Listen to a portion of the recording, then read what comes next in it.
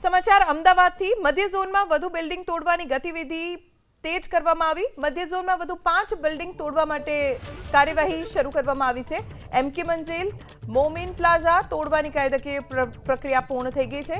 Sana 7 Lokhandwala flat તોડવાની કાયદાકીય પ્રક્રિયા પૂર્ણ થઈ છે। અંકુર ટાવર તોડી પાડવાની કાયદાકીય પ્રક્રિયા પૂર્ણ થઈ ગઈ છે। એટલે આ 5 બિલ્ડિંગ ગેરકાયદે છે, હવે તેને તોડી પાડવામાં આવશે।